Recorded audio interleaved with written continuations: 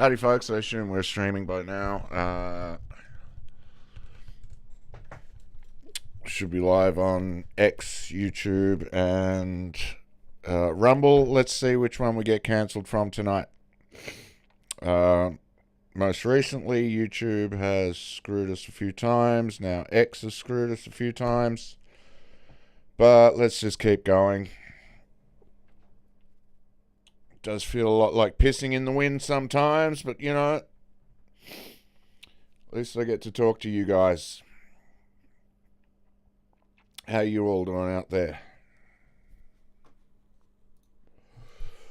Let me get the chat so I can see the chat if anyone turns up. Doesn't matter if no one does, because I'm not going to be streaming long tonight, I don't believe. I just wanted to, there's a very interesting, and the chat is not working anyway, so what does it matter? Let me try refreshing that sumbitch. Refresh, restream, see what happens. Yeah, I think there's, I think I can see the chat if anyone drops in. It doesn't matter. Either way, I just want to come on and talk about some stuff. Flying guns. Yeah, we live in a time of flying guns. That's pretty exciting to me. I mean, I hope they put them everywhere, because why not? It's another box of dogs. Again, but I know what'll make you feel better. Oh, no, not another box of dogs! It's another box of dogs!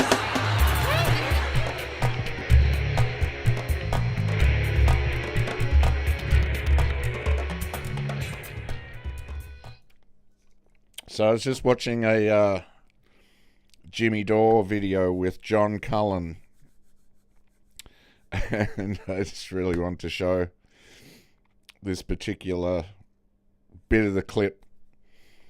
I mean, I figured they had these things anyway.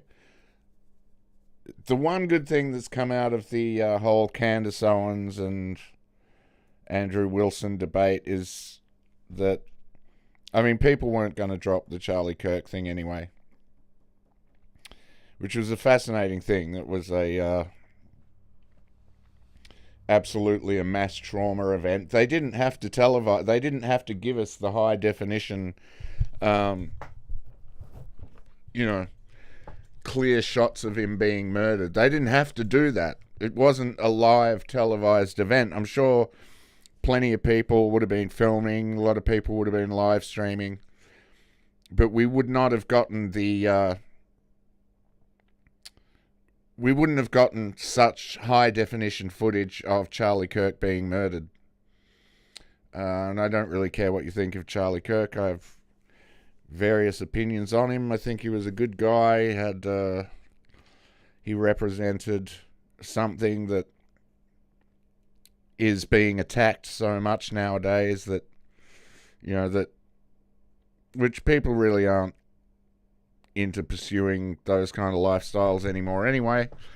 So I don't understand what the big threat is. It seems pretty clear. They simply don't want people living that way with that kind of, So they had to give us a mass trauma event. It seemed like Charlie was being groomed for some kind of presidential run eventually. There's so much around that whole case that is very, very weird. All I have is questions. I don't really have any answers to that stuff, but it is very fascinating to look at that. But yeah, so I was just watching this Jimmy Dore video, and I just wanted to just this bit. I'm only halfway through the video, but this just blew my mind. The flying guns it just blows my mind. Well, it doesn't really blow my mind because I knew they would have this stuff. I mean, this is the kind of stuff, I mean, we knew this was coming. They've had all sorts of stuff, but they will be upgrading things. Like they will have a shell catcher, for example, on the next models, I believe, because one of the things that seems to have gotten them in trouble is a loose shell. Anyway, let's look at this. I think So the bird of prey is available. Oh, This is the bird of prey. This thing here is the bird of prey. It's a drone with a gun on it. And it is available with the kind of gun that allegedly shot Charlie. Although it doesn't seem like it's still kind of weird. Even if they did shoot him with this weapon, did he have the strongest neck in history? Is there like that's one of the unanswered questions. I thought the thing the Iranians brought out was very interesting. That it was their claim was that it was the explosive microphone, but it went off in the wrong direction. Some of it went up into it. It did kill him. Although there's still a lack of blood. There seems to be a major lack of blood, from what I can remember. I don't know. I haven't looked into this for a while, but this just fascinates me. Flying guns. This is going to be great. I'm pissed off with the current government as it is. But when they bring out flying guns, that's going to be exciting. And M4 rifle, this is it. firing a 5.56 round, and they suggest this for a range of 300 meters. Okay, and then this is the Barrett Rec 10 in 7.62 308 for up to 600 meters. 600 meters. They say this Elbit drone sells this. Elbit sells a flying Rec 10 in 7.62 Israeli company sells this. and says it has 600 meter range. 600 meter range. Now, if you remember, John, correct me if I'm wrong. So you put the drone that you think took the shot, you put it over the science building, and did they not find a shell casing on the science building? Well, what they found at the science building is kind of debatable because they didn't take it into evidence. They Right. didn't document it. Right. So, and Isn't that great? They found a shell casing or a live round, one or the other, but they didn't put it in evidence. Either way, this is evidence of something, because the story goes that one of the cops cleared his gun, his AK, of a 7.62, and just left it there. Just left a bullet. Just left a live round. Completely forgot to pick it up. But that's evident. Like, the fact that they didn't put that into evidence, if that's a true story, the fact they didn't put it into evidence is that's evidence in itself of absolute corruption and incompetence. Anyway. you know, the police are allowed to lie. Yes. FBI is allowed to lie. This guy was on the case, but now he's not. The guy whose testimony we were hearing with the British accent. Oh, they took him off the case? Yeah, he doesn't work there anymore. Oh, my God. Yeah, he doesn't work there anymore. So, He's not, yeah. so he did testify that they found a bullet or a bullet casing on the science building roof, right? And then he tells you what he recalls to his best recollection. And what he's telling you is that an officer put his rifle into battery, which means on an AR-15, you pull the T charging handle and a round is now in the chamber, ready to be fired. And then cleared his rifle, which requires you to remove the magazine. Because if you do it again, another round is going to go in. So he then removed the magazine, operated the charging handle to eject the live round, And then left it. left the live round on the roof of the science building, Yeah. and went to Arby's. I mean, it's like, who did that? Who is the cop who did it? When you found the bullet on the ground, did you say, hey, Mikey, is that yours? Or was it an hour later, 2 hours later? Why was it not tent carded? Now, I've seen forged evidence before at the Vegas shooting. I've seen what the police department is willing to do to create a case, right? They broke the windows in Vegas. You and I are, we have to do a show on Vegas. Yes, we will. When this dies down. But I've seen them forge evidence. And so for this guy to simply say it was an unfired round versus a spent brass casing, if what they found in the science building was a spent brass casing, that's the shot. That's the shot. That's the shot. That's the shot. And it came from that Elbit drone that I has believe- a range of 600 yards with accuracy. I believe. Now, Yes. the reason so why am I saying it's Elbit and not the Switchback? So the Switchback is another flying drone. But we didn't spend $6 billion with the Yeah. Switchback. There you go. We spent $6 billion with Elbit, and Elbit has this entire ecosystem of drones that talk to each other. You played the clip, and the guy says one operator has 4 autonomous drones. He's not doing joysticks. This isn't DJI joystick shit. Right. This is facial recognition, target acquisition, infrared laser targeting, wind speed and direction determination by the drone flying over the tent. The drone that flies over the tent knows what direction and speed the wind is blowing. Yes.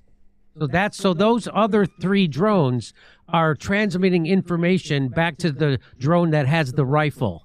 And so they know what the wind speed is, the temperature of everything. They know everything. So this is the difference between the Israeli drone technology and what they've been feeding the American public with for the last 3-4 years.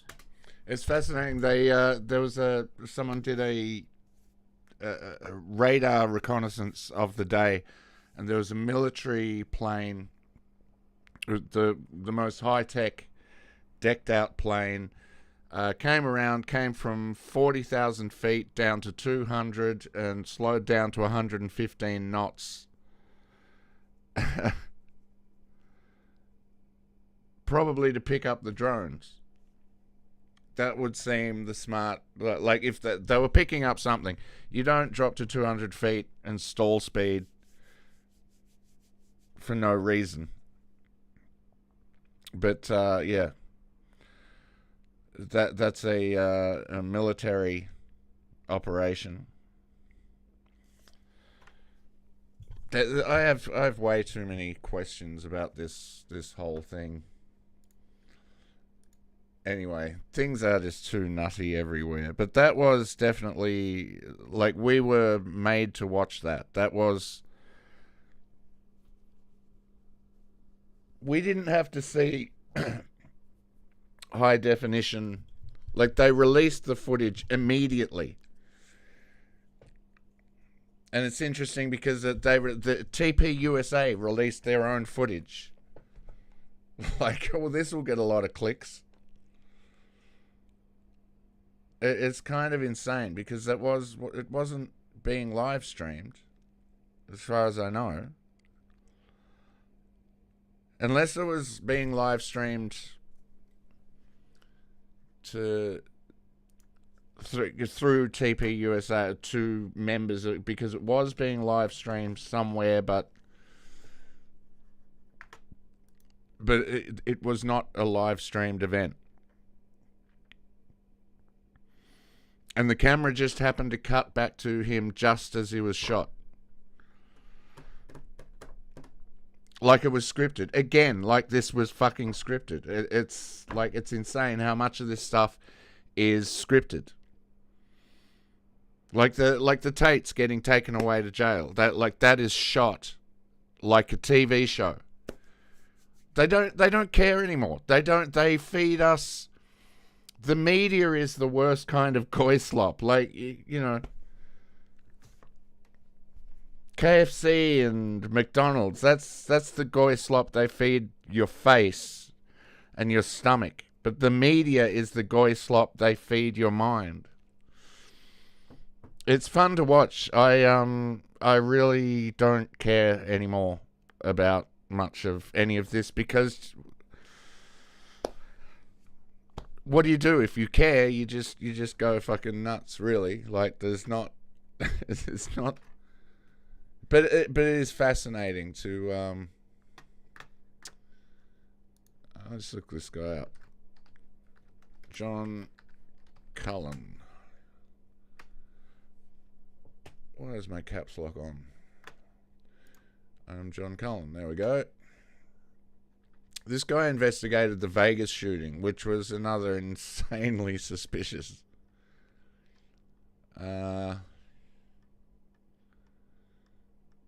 Just an insanely suspicious thing.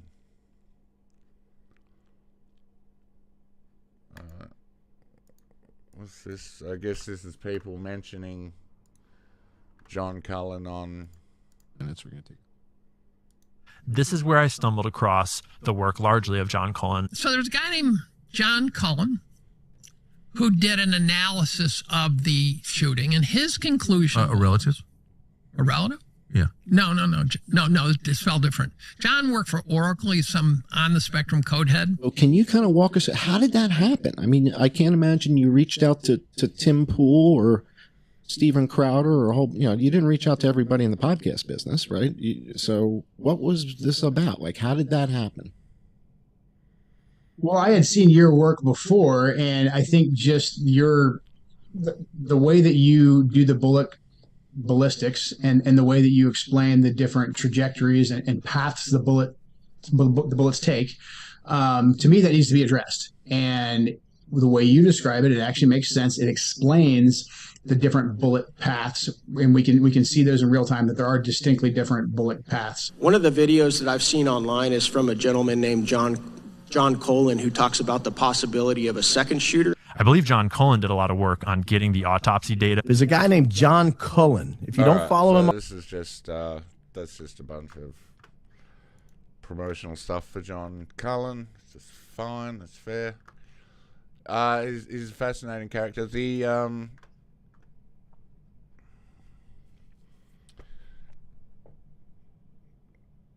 I don't know. I'm at the point with all this stuff where when I look at it, like, we don't get what the investigators get. So all of this online, everything that we talk about online just furthers the conspiracy narrative. And if people get close, like, this is, it sounds like it's a good guess of what could have happened, but it really is just what could have happened. There's not a ton of evidence. But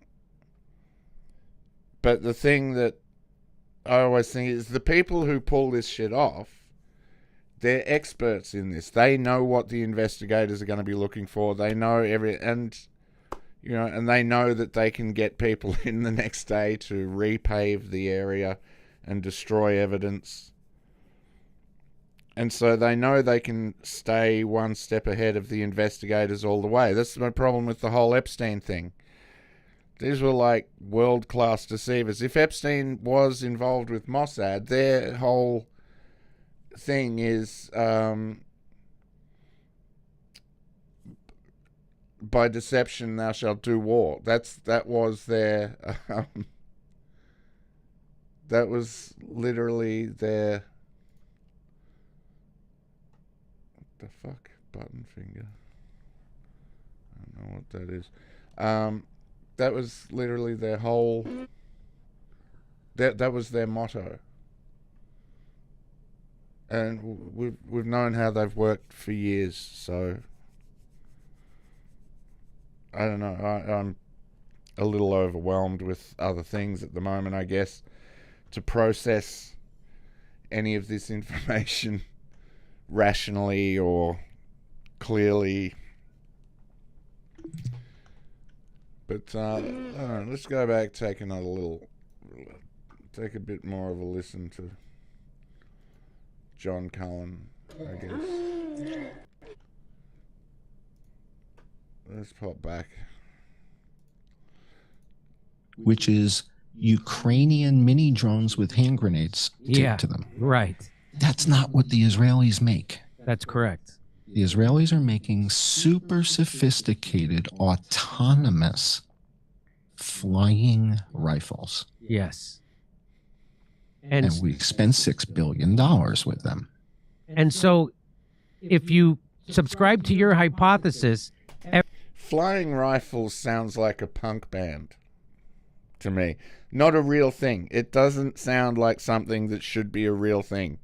It just sounds like the name of a punk band.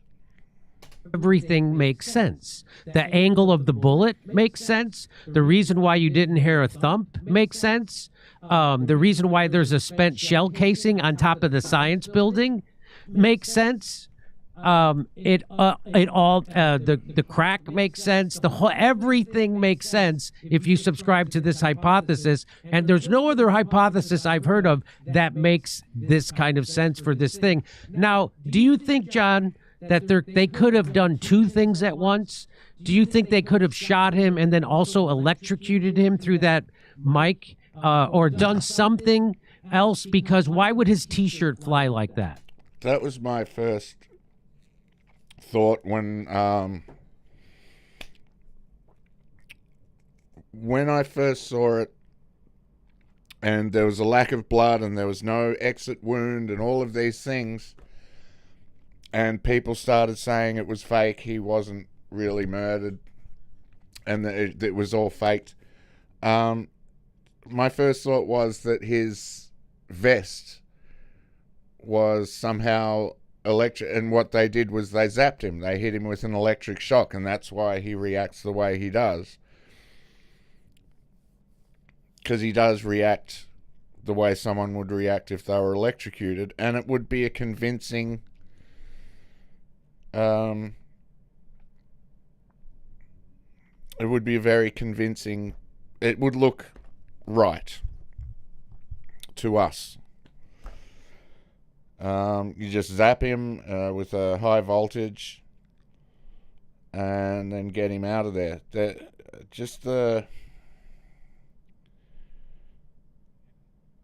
If he was shot in the neck, even if the bullet didn't come out, if he was shot in the neck, there should have been a lot of blood. The people going in there to carry him away should have been slipping in the blood. Hey, Sandy, how you going? Let me just get this thing. The whole thing to me just seems... So that's the only good thing I think has come out of the Andrew Wilson-Candace Owens debate. I don't... We're not going to get answers for us, you know.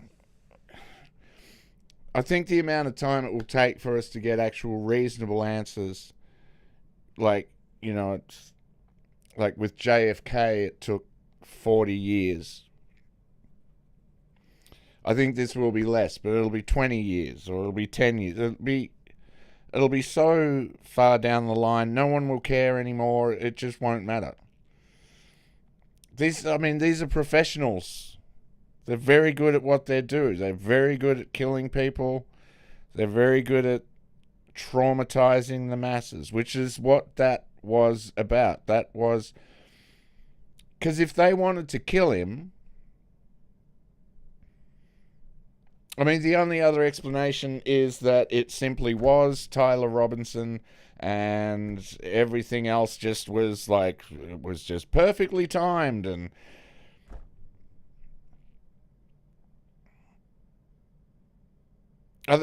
otherwise this was 100% an MK Often or an MK Ultra mind control mass trauma event, and it was very much like, if you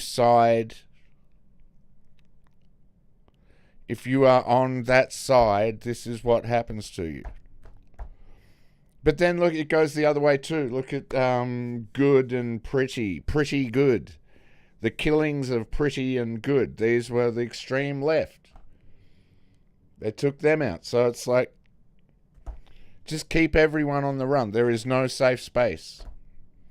That's the point of these things, is to traumatize everyone and convince you not to be an extremist. But at this point, I think extremism is the only sensible thing to do, or complete. What I've come to is just, I don't care. I don't, like, kill them all. I don't fucking care. It's the same thing I've gotten to with One Nation.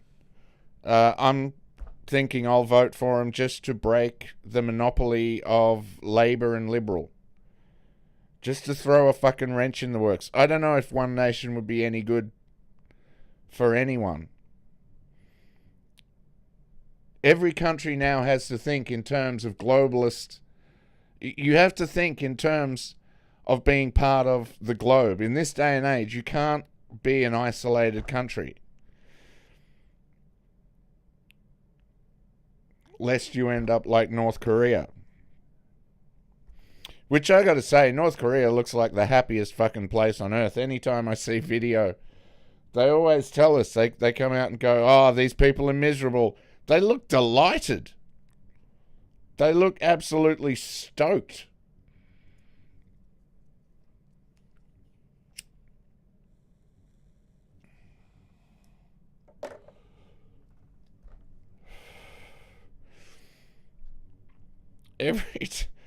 Everyone always, oh, the North Koreans, oh, they're so oppressed. Well, so are we. So is everyone. I think we do kind of have the best situation in a lot of ways. We've got it pretty good. I'm not going to start with the whole, oh, everything's fucked and whatever. I mean, we've got it pretty fucking good. There's a lot good about this world. There's more good about the world than there is bad.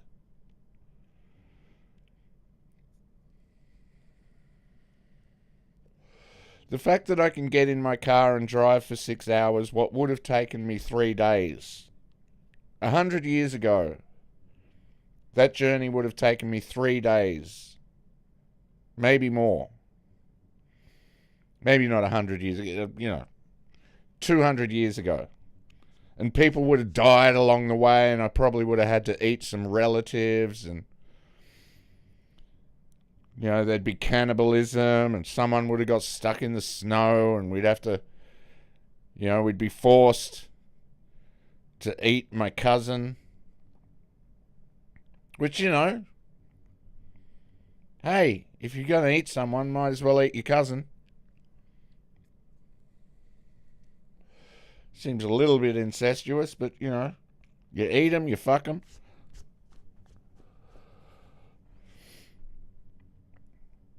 The three, there's, we have 5 stages of grief. It's like bargaining and disbelief and the 5, whatever they are, I can't remember what they are offhand, but you have the 5 stages of grief. There are some tribes way simpler. They only have 3 stages of grief. Fuck the corpse, eat the corpse, take a shit. That's it. They're done.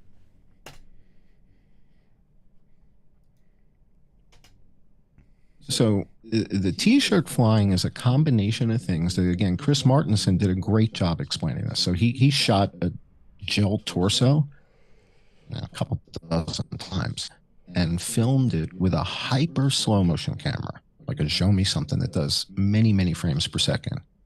And what he's able to show with that compared to what we see with people filming with their iPhones and Samsungs or whatever, we're only getting 30 frames per second to 60 frames per second from people who are using their phones.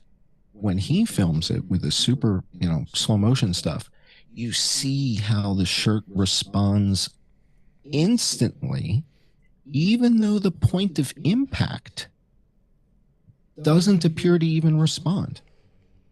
In other words, the bullet hits your neck. Well, blood doesn't come gushing out that second. In a quarter of a second, the blood doesn't just come out instantly. It takes maybe 3/4 of a second for the blood to start to work its way out. The hydrostatic shock is the thing that makes everything go bonkers underneath, and there's a cone of air around the bullet. Right. And that cone of air around the bullet's a high pressure zone, and that pushes the fabric as it enters the body. That whole cone of air is in that vicinity. I thought, when I first saw it, I thought if the bullet hit his vest and then shot up into his skull or something, but you still, even from a ricochet, you still would have seen it fly out the back of his head. I'm not surprised by what I saw with the shirt at all. I mean, when I saw it, it was perfectly obvious to me that it was shot in the neck and that this is the entry wound. It hit the carotid artery. The blood pressure is what's forcing the blood to come out because his heart's right here. Right. And it's the carotid artery, man. Yeah. It's going to spray. Correct. So, I mean, when I saw it happen, I'm like, it wouldn't have mattered if there was a trauma team with an operating room 10 feet from there. Yeah, he was dead. Correct. It wouldn't have mattered.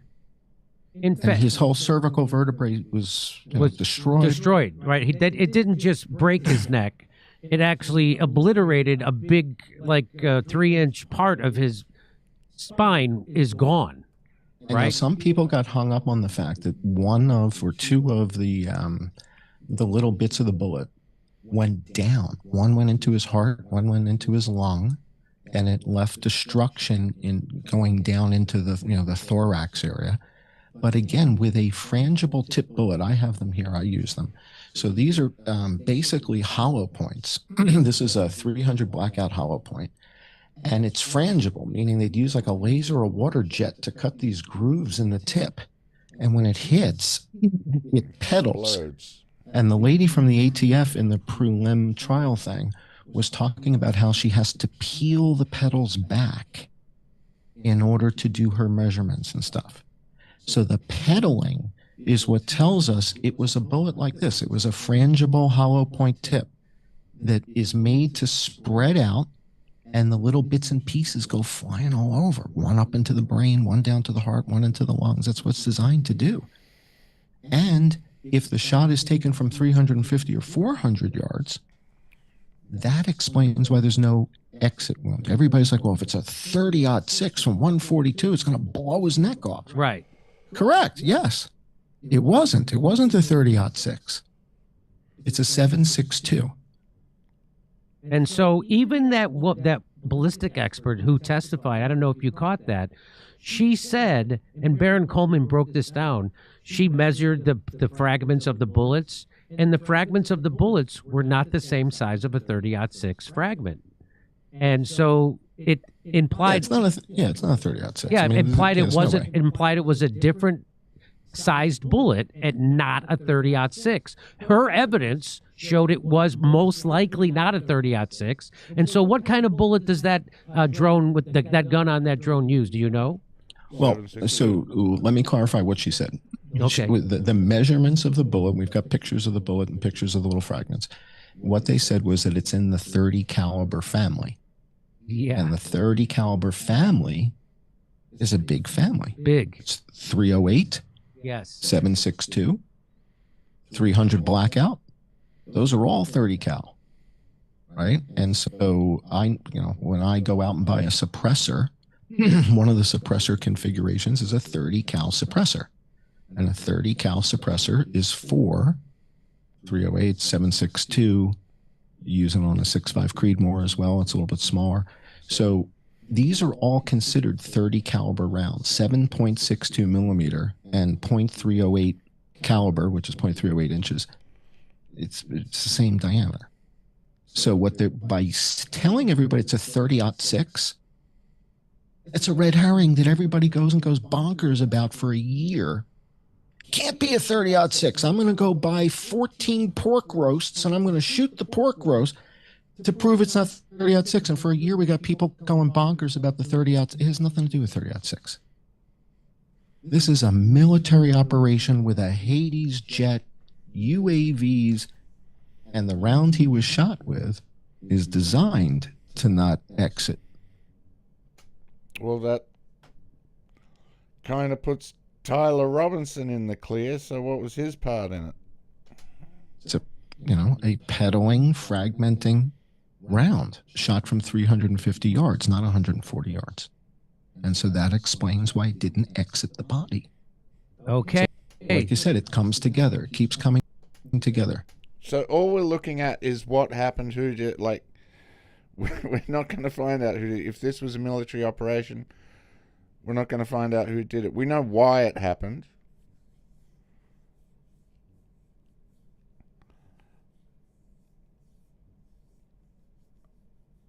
Every one of these people, they're just as good as they're just as good to them dead as they are alive. So if you step out of line even slightly, they'll kill you, because that's what freaked me out about all the people saying he's still alive, because it just seemed like, are you not, like, why would they do that? Oh, he was sick of, like, of faking his own death, the most elaborate faking of your own death in history. It's easier for them to kill people. Like, it's way less complicated. No one's gonna run into, oh man, I don't know, all this stuff. But speaking of people who are still alive, this was fascinating. He is still alive. Epstein.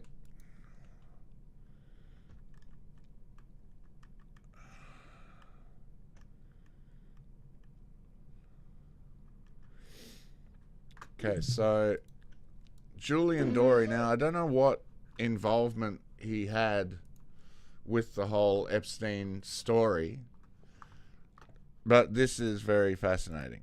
What's the single most convincing piece of evidence that he is still alive, Epstein? The vent that's right there would suggest, it makes more sense to me based on what we were looking at. First of all, I can now fully rule out that he offed himself. I never thought he did. I never even thought it was really a remote possibility, but I had to say, well, I guess it's a 0.01% chance, 0% chance that he offed himself. Now you get to murder or got out. I like to be more conservative and say, like, well, the more likely scenario is murder. The reason that I think this is such a toss-up is because that vent makes way more sense to be able to hide someone for, if you needed to, 3 days, but at least a short period of time to be able to then move them out of there in something like a laundry cart. So there's a vent that Epstein could fit within inside of his cell. Yes. That wasn't inside of any of the other cells in the prison? That's right. And it wasn't on the Bureau of Prison schematic. This was my reaction to. Yeah. So what schematic had that vent? There was no schematic that had it that has been released publicly. Right. So that's a scoop. That's a big scoop. And like, he built this cell, like I said, down to the detail. The pill bottles that you see in the pictures that were on they're all in like the same spot. You know, and we're talking about a guy, this gets ignored. He had a yellow notepad with a full escape plan and everything, writing down countries, names, places. Andy has all the pictures of it. Where? He had it in the cell. This was not a man who was, because that was another thing. He had an escape plan written down in the cell? Yeah. Did it have a vent on it? It was like, I hate to give Jeffrey Epstein any kind of credit, but it was like watching an ADHD, very high-functioning mind jot out ideas. It looks like Heath Ledger's Joker diary, but it's brilliant. Similar vibes with the Epstein thing. Like, it's like a full I mean, you could do a full investigation just on what he wrote on that pad. But the guy who was in his cell with him Bill Mercy. Bill always said 100% Jeffrey Epstein cut off. Oh, he said he was depressed, the whole bit. Yeah, I know people love to say he didn't. 100% he did. And they showed a little bit of it on camera of what they got, but the whole crew told me about that because I wasn't there when he was. He was there the week before me. The whole crew, including the girl who picked him up from the airport and talked with him for an hour, where he was like, oh, yeah, he totally killed the whole bit. He was shook when he left the cell. Once Andy had taken him into the rebuilt cell and he looked at everything, they went through everything, and he said, I really got to reconsider this. Then he pops up on TMZ like a week after the episode comes out, and he's like, no, he killed himself. I'm like, that's kind of weird. I can tell you what was told to me is he did not walk out of there thinking that day. Now, maybe, he goes home and he starts to be like, I'm just seeing things. That's possible. I've never talked with the guy in my life. I don't know him. I don't know who talks to him. I have no idea. And I don't want to run with things that I don't know or have no proof of. It was just like a little strange. Mm-hmm. That was very interesting. Yeah. Kind of fascinating. The vent, that's right, they would suggest. It makes more sense to me based on what we're looking at. First of all, I can now fully rule out that he offered himself. Truly one of the great thinkers of our generation. That's someone taking the piss.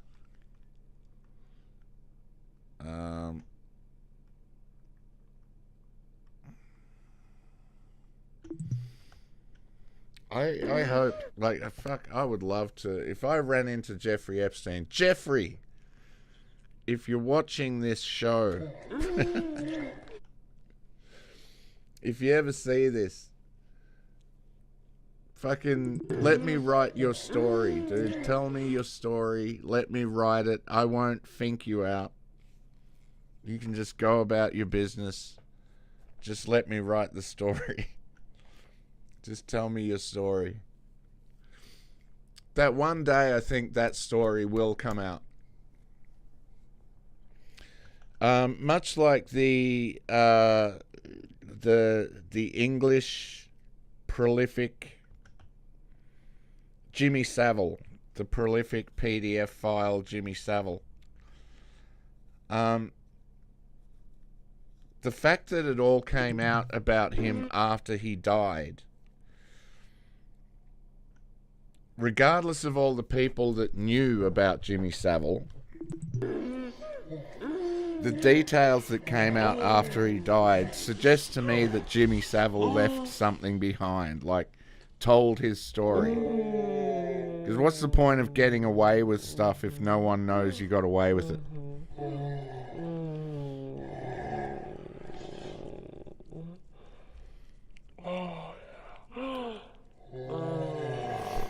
The Israeli cyber intelligence firm Toka developed controversial software that allows state, intelligence, and law enforcement clients to remotely hack into internet-connected security cameras and silently alter or delete both live and archived video feeds without leaving a digital footprint.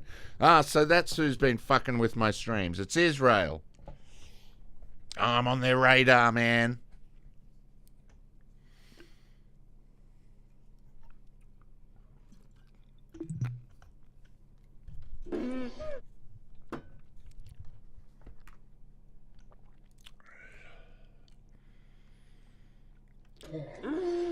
I wasn't going to drink tonight. I'm kind of just honestly, I'm just on here distracting myself. I followed up with various tests today, and we'll get some results next week. China hunts for lunar ice in one of solar system's coldest places. That seems like a good way to spend your time. We're looking for ice in coldest places. I guess ice would suggest water. I guess that's the point of that. Ebola cases in Congo exceed 5,000, government data shows. Ebola cases in Congo exceed 5,000. Following an emergency meeting on Tuesday, the World Health Organization declared the Ebola outbreak in the DRC, the Democratic Republic of Congo, a global health emergency as cases surpass 5,000. WHO Director General Tedros Adhanom Ghebreyesus warned that the epidemic is far from being under control.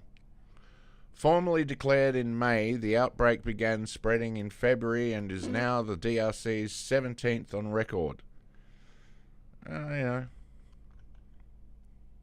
Sounds like we should nuke the DRC. We're going to get rid of Ebola. Get rid of the DRC.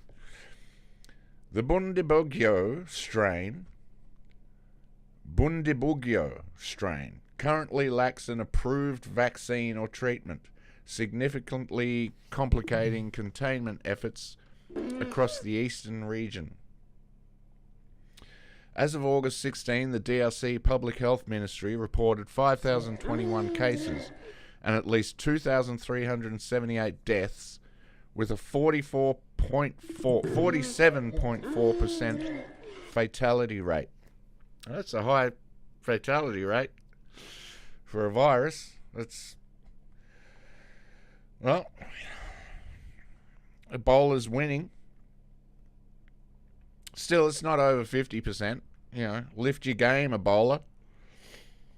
United Nations Humanitarian Aid Chief Tom Fletcher reported last week that a person is dying every 30 minutes. I'd say probably more than that. But anyway, all right. I guess they're saying from Ebola.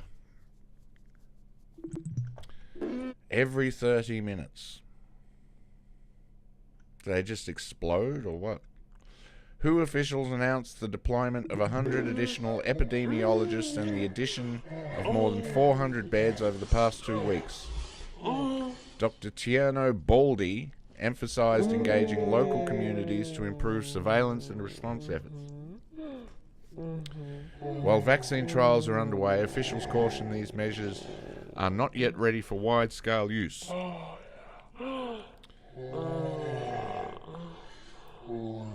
Dr. John Liu of McGill University stressed that testing and contact tracing remain essential for containing the outbreak.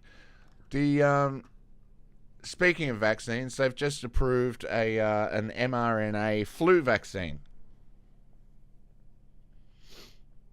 So they'll be giving those out soon. Disregarding everything that happened with COVID. They're coming out to kill some more people. So that's good news. Good news. Less people in the world. Less traffic. Less traffic on the M1 or the E3 or the F2. Whatever your fucking favourite freeway is, there'll be less traffic on it because there'll be more dead people. There will be a lot of corpses. There will be quite a few corpses strewn through the streets, but hey, it's a small price to pay for less traffic. North Korea fires suspected ballistic missile, Japanese authorities say. Let's have a look at this. On Thursday, North Korea fired around 10 short-range ballistic missile from the Pyongyang area, with projectiles traveling about 300 kilometers toward the East Sea. South Korea's Joint Chiefs of Staff reported. The launch... Well, hang on, you said fucking Japan a minute ago, now you're saying South Korea. They all look the same, I get it. The launch occurred hours after President Donald Trump announced plans to meet Kim Jong-un later this year, following Trump's order to scale back the annual Ulchi Freedom Shield military exercises with South Korea. Kim Yo-jong. Now that's a cool name. The influential sister of Kim Jong-un. Kim Yo-jong. Way cooler name. dismissed the reduced drills as unworthy of comment, yet maintained that relations between her brother and Trump remain excellent. Well, they're kind of the same person, really. Seoul's presidential office convened emergency security meetings and ordered the military to maintain full readiness, while Japan's defense ministry detected the launches and warned vessels to watch for debris. Trump claims North Korea possesses 57 very powerful nuclear warheads, while South Korean officials estimate between 80 and 120, revealing a significant discrepancy in assessments of Pyongyang's capabilities. But America still has around 50,000 of them, right? So I should be worried about North Korea, yeah? I should be more worried about North Korea. Let's just have a look. This is what I don't understand, the rules of war. It's fucking... the whole rules of war thing is the most ridiculous shit. How many nukes does America have? I'm thinking. Yeah, 5,000. Okay, I was going to say 5,000, but I went with the ridiculous 50,000.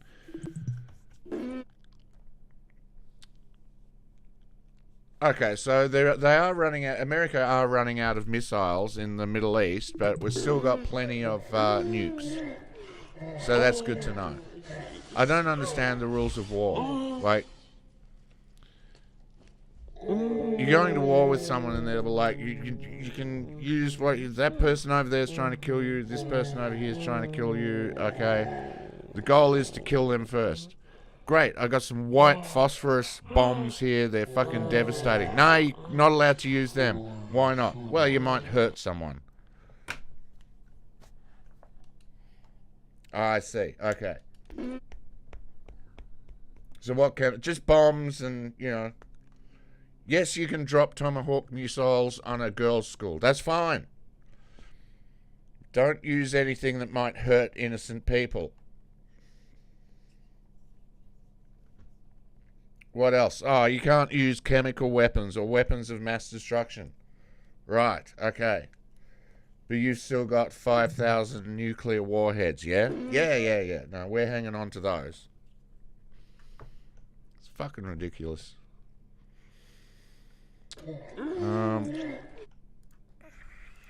Let's check out The Wire.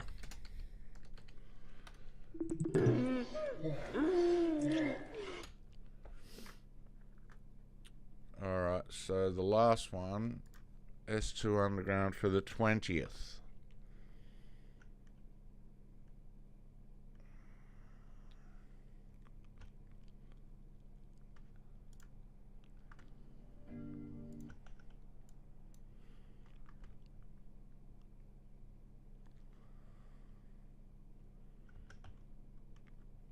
Intelligence preparation of the battle space. IPB. Let's check this out.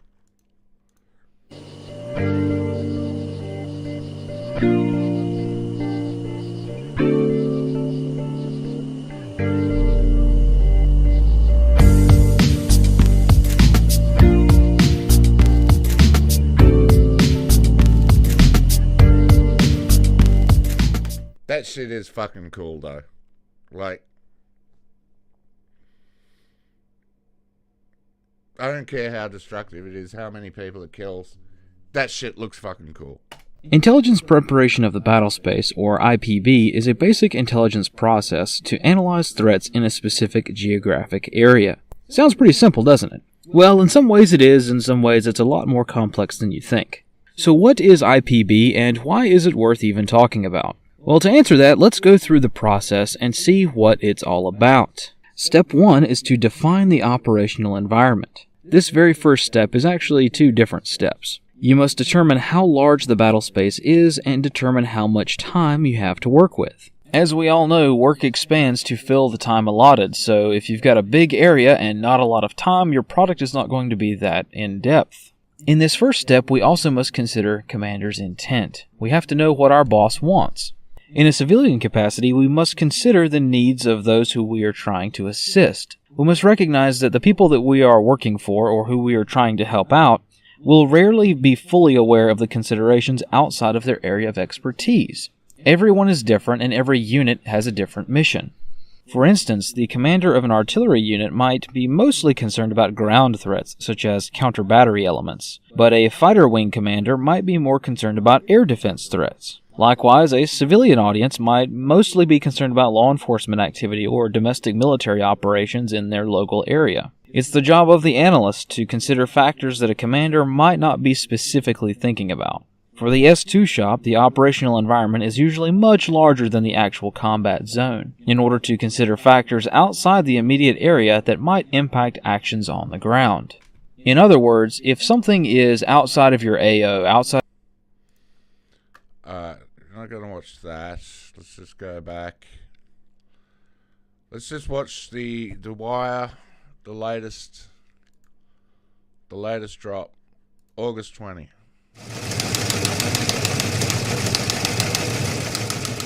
This is The Wire for 1900 Zulu, August 20th, 2026. Precedence is routine. Information cutoff is 1800. Bottom line up front. U.S. merchant marine vessel sinking in Pacific Ocean due to shaft seal failure. President Trump announces new economic warfare campaign against Iran. Beginning with international events, in the Middle East, President Trump announced a new economic offensive against Iran aimed at leveling sanctions on nations which are working with Iran. In his post on Truth Social, President Trump stated that economic sanctions will be used against third-party nations which are providing financial aid to Iran, are engaged in oil smuggling, or otherwise are benefiting from Iran's current status within the region. Analysts comment, choosing to engage in an economic D-Day is probably an acknowledgement that, at present, military options are not likely to achieve the intended effect. If a front is being opened up on the economic side of the war, the worst-case scenario is that it probably won't make the situation much worse in the short term. However, if this economic effort is genuine, this is a major indicator that the war is expected to last for a long time, as economic wars of attrition rarely resolve quickly. In the Pacific Ocean, last night an incident was reported on board the SLNC York after a mechanical error resulted in a catastrophic shaft seal break approximately 1,100 nautical miles northeast of Saipan. An emergency distress call was transmitted and the crew abandoned ship due to the uncontrolled flooding in the engine room. Another merchant vessel, the Pacific Tantai, rescued the crew from life rafts, and a U.S. Navy destroyer also responded to the scene to take on the crew. The vessel remains adrift as she sinks, and salvage crews are reportedly moving to the vessel to stabilize the ship in hopes of preventing her sinking. In the United Kingdom, this morning the Home Office published a pamphlet for migrants informing them on how to not rape British citizens. The brochure informs asylum seekers that they cannot rape random people and they cannot own slaves. Per the documentation, if they were to do so, they could, not will, go to prison.